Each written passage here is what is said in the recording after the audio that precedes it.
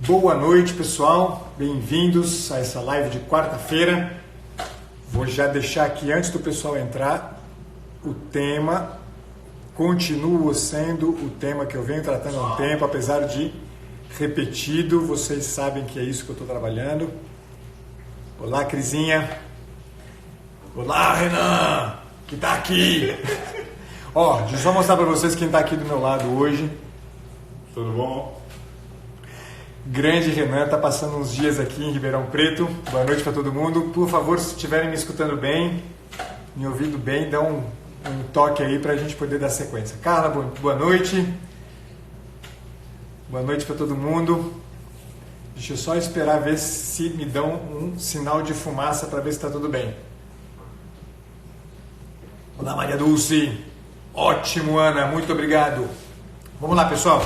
Dando sequência ao trabalho que a gente vem fazendo nas lives de quarta-feira, a proposta para hoje continua sendo a gente enfrentar o tema da maturidade, tá?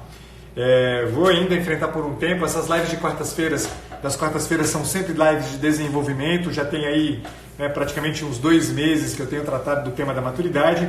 Vou aos poucos dando corpo para esse material. Então, em breve eu encerro esse tema e a gente avança. Mas vamos lá, vamos naquele esquema reduzido, live curtinha, para a gente não ficar aí prendendo vocês por muito tempo. Eu vou dar sequência ao tema que eu tratei na semana passada.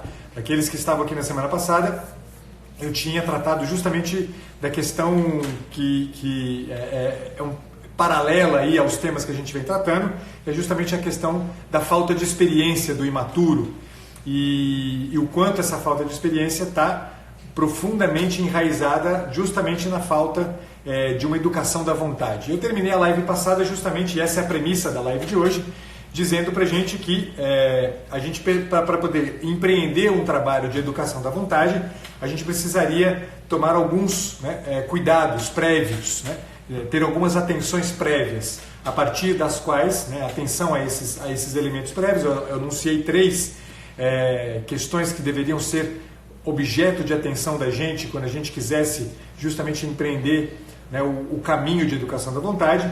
Hoje eu quero justamente enfrentar um desses 3 passos sobre os quais eu me referi na semana passada para vocês. Então a premissa nossa hoje é essa.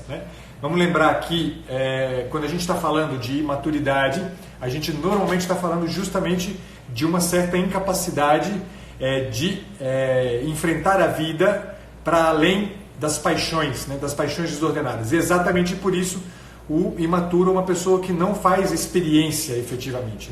O imaturo é uma pessoa que está profundamente vinculado com a vida numa perspectiva muito rasa, muito superficial. Aqui eu dei o nome justamente de vivência. As vivências, elas são superficiais, no nível da pele, no nível mero e simplesmente afetivo, muito determinado pelas paixões desordenadas. E se a gente quer empreender um caminho de amadurecimento, voltamos, pessoal, todo mundo de volta. Desculpem a instabilidade do Wi-Fi. Olá, Laura, agora que eu vi que você está aí, deem sinal de fumaça para mim aí, só para saber se todo mundo já está me pegando de volta. Salve, pessoal, boa noite. Está caindo o número de pessoas na live, significa que o pessoal está indo embora. Alô, pessoal. Parece que voltou. Estamos de volta? Ok, já vejo gente se manifestando. Desculpa, vida de net faz isso. Então eu estava dizendo para vocês, vou retomar rapidinho aqui só o que eu estava dizendo da premissa. É importante para que a gente comece a empreender um trabalho de amadurecimento, a educação da vontade, porque é justamente a educação da vontade que insere um elemento de verticalidade nesse padrão superficial com o qual a gente costuma se envolver com a vida, que é um padrão que no fim das contas não nos ensina absolutamente nada. A gente fica só nas vivências são superficiais, vivências são sentimentais, vivências em geral não levam a nenhum juízo acerca daquilo que a gente viveu, e a gente precisa justamente começar a empreender um caminho que coincide justamente com um aprofundar-se nessas vivências, que tem como resultado justamente o aprender alguma coisa daquilo que a gente vive. Para que isso aconteça, eu dizia para vocês na semana passada, a gente precisa justamente educar a vontade. Porém, educar a vontade né, tem 3 caminhos prévios que são fundamentais. Hoje, o primeiro ponto da nossa live, depois da premissa, é justamente discutir aquele primeiro dos 3 elementos que eu havia apresentado para vocês na semana passada, que é vencer a imaginação, lutar contra a nossa imaginação. O imaturo, em geral, né, e este fator, né, de uma imaginação, né, que normalmente costuma ter um poder muito grande sobre o imaturo, é justamente um dos elementos que fazem com que ele não aprofunde em nada, não dê um salto para além da superficialidade em absolutamente nada. A imaginação, ela, apesar de ser uma faculdade da alma e, portanto, um elemento fundamental da nossa estruturação na vida, ela pode ser um elemento que, no caso, sobretudo do imaturo, se torna quase como se fosse um fator de entrada na vida. O imaturo, ele usa a imaginação como fator de entrada na vida. Seja negativamente, seja positivamente, e esse positivamente a que eu vou me referir daqui a pouco para vocês, nem sempre é alguma coisa que tem um fruto positivo. A imaginação, quando ela é o fator de entrada fundamental e aquele de permanência do sujeito na realidade, é alguma coisa que impede profundamente o sujeito de aprender do real. Quer dizer, a imaginação ela pode aparecer, por exemplo, né, como um fator, né, que trava o processo de instalação na vida, quer dizer, de compromisso com a vida. Por exemplo, quando a imaginação, ela aumenta, né, os perigos, ela aumenta os riscos, ela faz dos problemas muito maiores do que eles são de fato, né? É muito frequente, a gente poderia dar uma série gigante de exemplos. Eu vou pegar um exemplo muito banal, mas que ajuda bem a entender o quanto a imaginação pode entrar justamente nesse assumir esse caráter negativo, esse caráter que obstaculiza, que impede um passo justamente de entrada no real adequado. O que é um passo de entrada no real adequado? É aquele da qual eu estou efetivamente voltado para a objetividade da realidade e, exatamente por isso, dou conta de aprender alguma coisa do real. Quando eu amplio os problemas, quando eu faço os perigos muito maiores do que o são, eu travo, né? Aí a gente vai fazer experiências de ansiedade, experiência de medo, experiência de desânimo, que é muito recorrente. Então, um exemplo simples, mas, né, a partir disso cada um de vocês pode aí, fazendo o seu próprio diagnóstico, olhando para a sua própria vida, pode fazer um elenco gigante de situações em que a imaginação entrou como fator de desânimo, fator de ansiedade, fator de medo. Por exemplo, naquela situação em que você resolve empreender, tem a intenção de empreender num novo negócio e ao invés de você assumir de forma realista tudo que está envolvido com este empreendimento, você começa a fazer um levantamento de dificuldades. Ah, mas se eu fizer isso aqui, o fulano de tal pode me puxar o tapete. Ah, mas o governo pode fazer não sei o quê. Ah, mas e se eu gastar dinheiro com isso aqui? Quer dizer, a coisa vai ganhando proporções muito maiores do que aquelas que efetivamente, do que de fato a realidade apresenta. E isso aqui, né, se torna um ansiogênico efetivamente, né, um fator de medo e um fator de desânimo efetivamente. Então a pessoa trava no processo. E se ela trava no processo, perde-se justamente a possibilidade dela aprender alguma coisa disso. Perde-se justamente a possibilidade de ela, em enfrentando os riscos todos que estão envolvidos, por exemplo, com um novo empreendimento, aprender disso aqui. Então ela é como, em alguma medida, esse aspecto negativo da imaginação, ele é alguma coisa que não te permite entrar naquela proposta, não te permite entrar adequadamente naquilo que você está se propondo empreender. Este é um exemplo. A gente pode aí, né, pensar no camarada que vai pegar um Uber de noite e antes de pegar o Uber começa a pensar, não, o Uber pode me sequestrar e não sei mais o que, e aí a imaginação vai longe.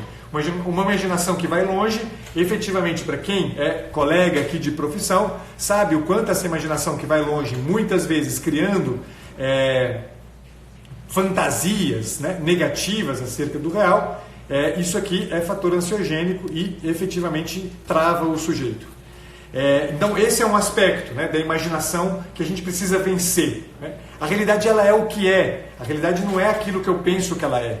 e sobretudo aquilo que eu penso que ela é, ampliando o que a realidade apresenta para a gente. Né? Acho que o Ítalo postou hoje, se eu não estou enganado, né? É a frase que ele costuma usar muito recorrentemente, que acho que é exatamente isso. Né? 90% daquilo que a gente chama de problema não é problema, né? É a vida mesma. Né?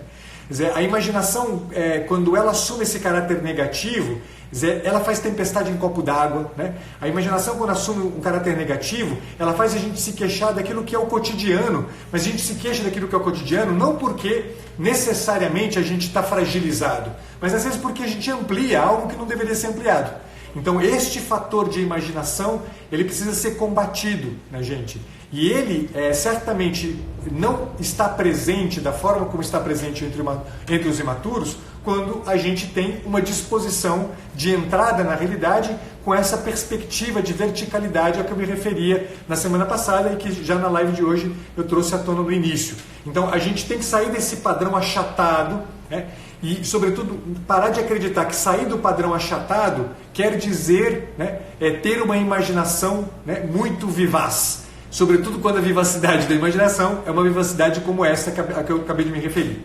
Tem um outro lado também, né, da imaginação, e que também este lado da imaginação, apesar de positivo em comparação com este que eu acabei de dizer, ele também é um lado da imaginação que não é promotor de maturidade, não é promotor, portanto, de uma inscrição na realidade, de um compromisso com a vida adequado, que é justamente aquele fator da imaginação típico dos que a gente poderia chamar, usando uma palavra só, né, dos nefelibatas, né? Aqueles caras que vivem no mundo das nuvens, né, que estão sempre com a cabeça nas nuvens, que sonham alto e que têm milhares de ideias geniais e que vão salvar o mundo com as suas ideias geniais.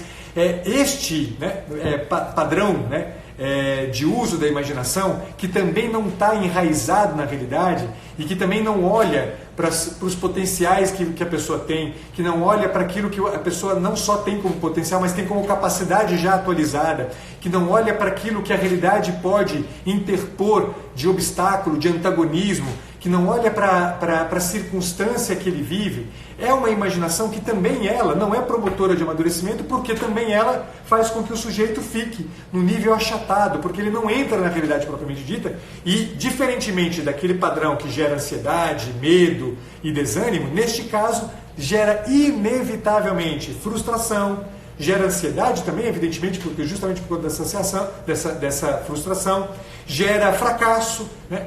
Recorrentes, porque a gente acaba perdendo o pé da realidade, a gente acaba não olhando para aquilo que de fato, né, permite e pode permitir adequadamente a nossa instalação na realidade.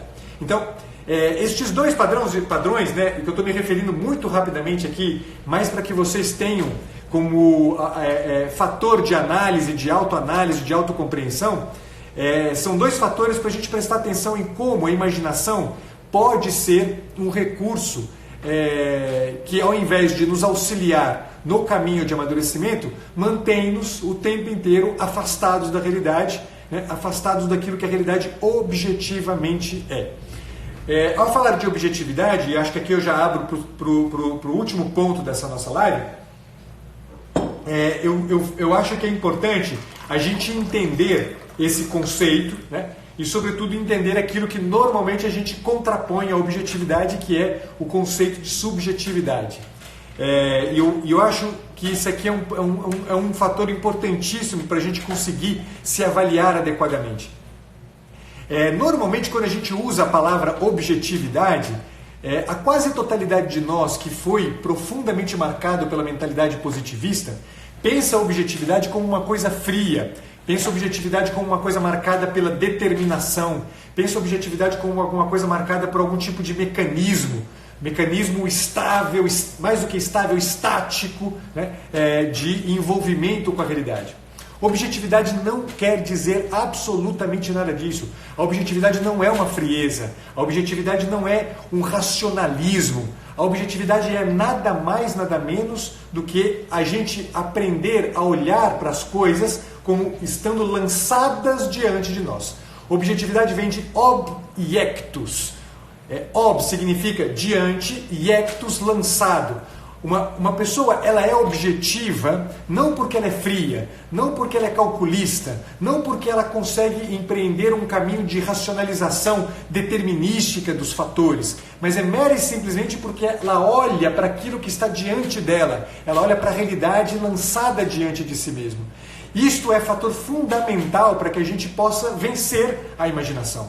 A imaginação coloca, ela distorce a realidade, e ela distorce a realidade porque ela empreende um caminho menos de objetividade e mais, sobretudo, essa imaginação que eu me referi antes, evidentemente, logo eu vou falar de um aspecto interessante da imaginação, mas essa imaginação com aquelas características que eu me referi antes, quer dizer, ela apaga o objeto que está na frente, interpondo um outro objeto, um objeto que está lançado sob a minha pele, sob os meus olhos, que é a subjetividade, subjectus, aquilo que está lançado dentro, debaixo da minha pele, sob os meus olhos. Então, é como que, quer dizer, uma pessoa que empreende um caminho de relação com o real, tendo como perspectiva mera e simplesmente uma imaginação distorcida, uma imaginação como aquela ou negativa ou ultra positiva, é como se ela interpusesse entre o seu olhar e a realidade, ela interpusesse uma lente, ela interpusesse uma imagem, ela interpusesse alguma coisa que no fim das contas impede-a de estar adequadamente enraizada na realidade.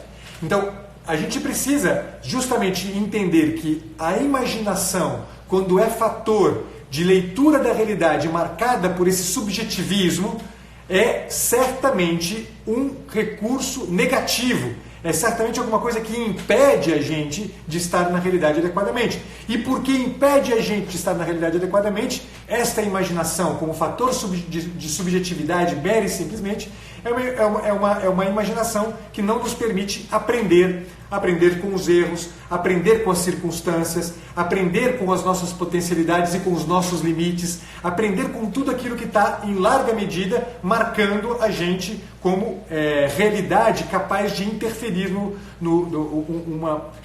os sujeitos capazes de interferir na vida, né? De deixar uma marca na vida.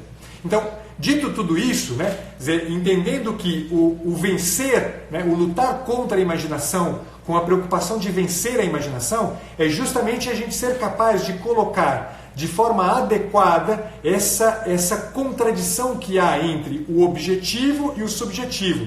Vejam que eu não estou falando que deve-se eliminar a subjetividade.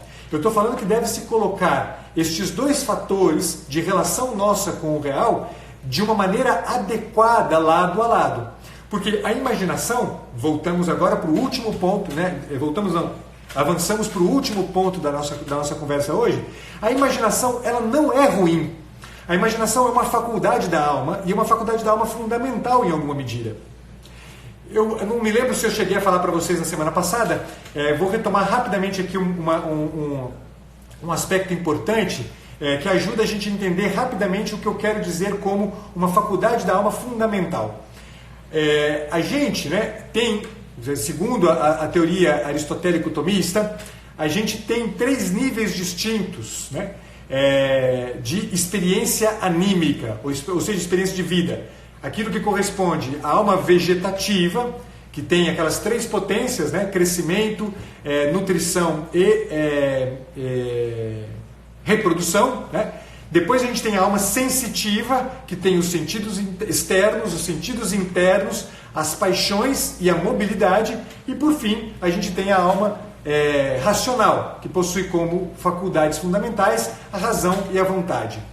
O que me interessa? A imaginação, ela é uma das faculdades fundamentais da alma sensitiva. Os sentidos externos captam a realidade. Por via dos sentidos externos, né, eu dizia para vocês na semana passada, a gente capta o que está ao nosso redor, seja por via da visão, seja por via da audição, seja por via do paladar, seja por via do olfato, seja por via do tato. Estes dados todos que a gente capta pela percepção, eles são organizados numa unidade de sentido pelo primeiro dos sentidos internos que o Aristóteles e Tomás de Aquino chamam de senso comum ou sentido comum, para ser mais preciso. O senso comum, quando ele confere uma unidade para esse conjunto de dados perceptivos, ele permite que a imaginação entre em funcionamento e construa uma imagem adequada. Uma imagem adequada do quê? Do real percebido.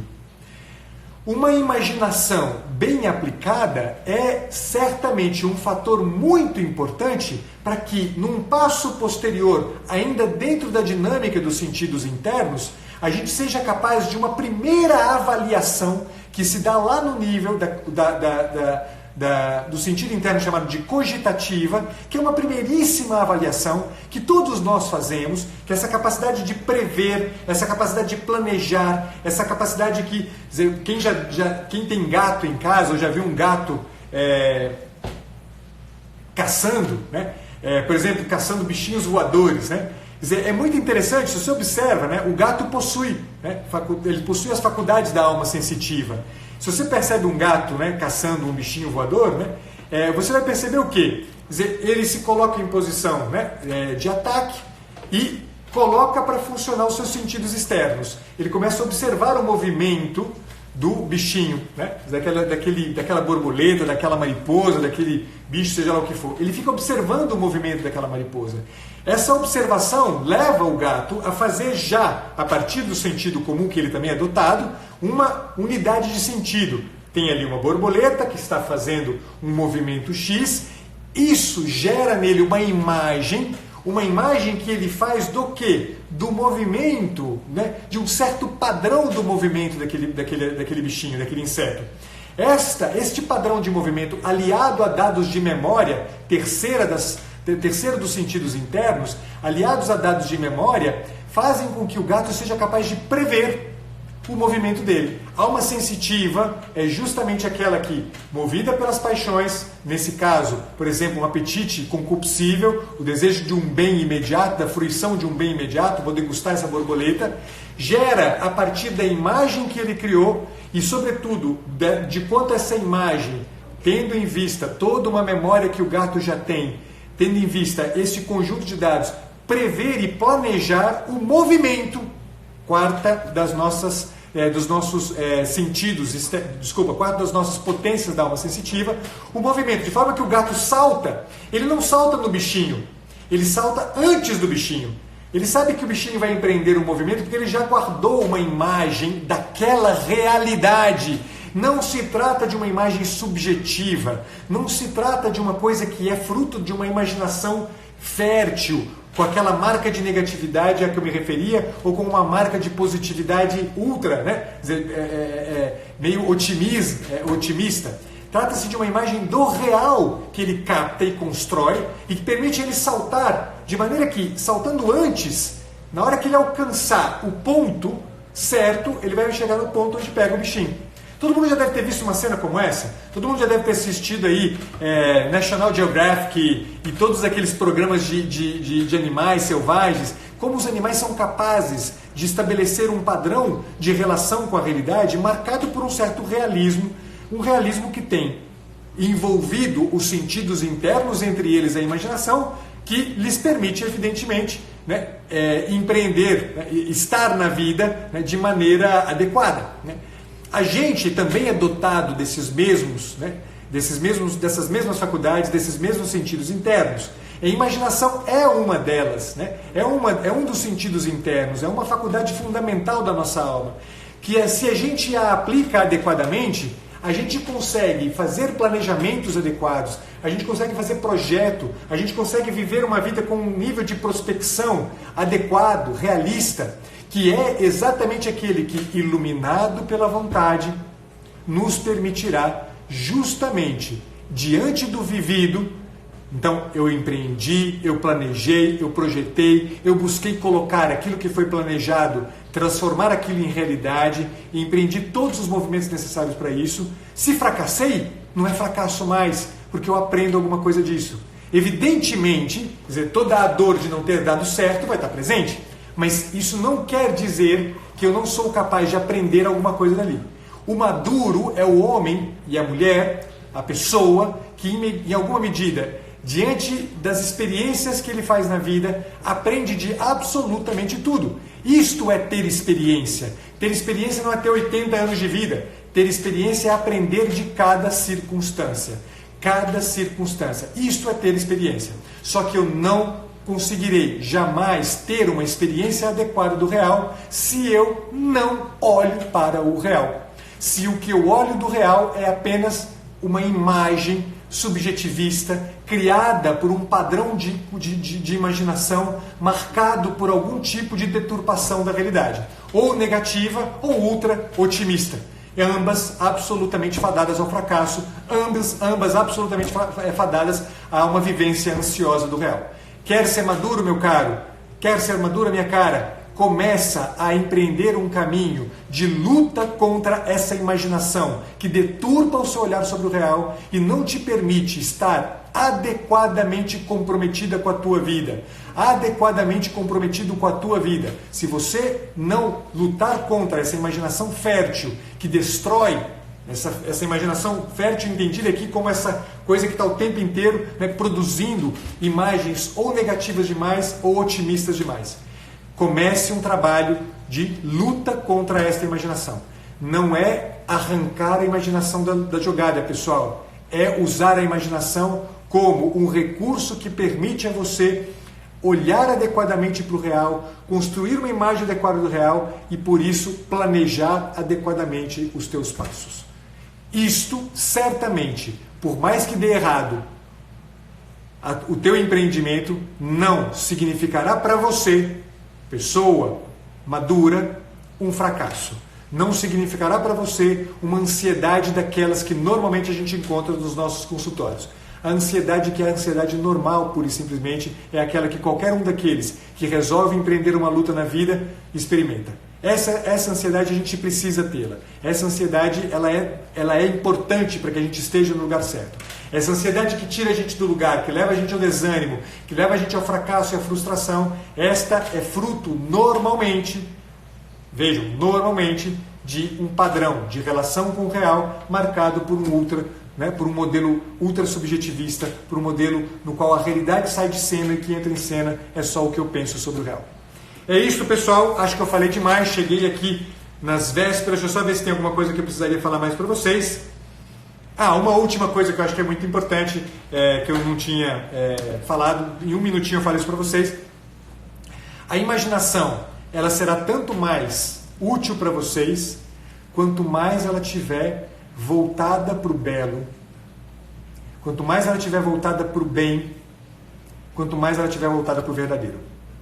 O filtro, o critério para que vocês percebam se a imaginação de vocês é uma imaginação que vai permitir a vocês empreender o caminho de amadurecimento, a que eu me referi no início da nossa live, é justamente saber se aquilo que eu construo com a minha imagem, com a minha imaginação, é belo, é bom e é verdadeiro. Se essas três características estiverem presentes, certamente a gente começa a mover as demais faculdades da nossa alma da maneira adequada, até o ponto de a gente conseguir aprender de cada circunstância que a gente viva. Povo, é isso. 30 minutos cravadíssimo. Agradeço demais a presença de todos vocês. Amanhã, certamente, mais uma live com o Kiki, nosso querido amigo.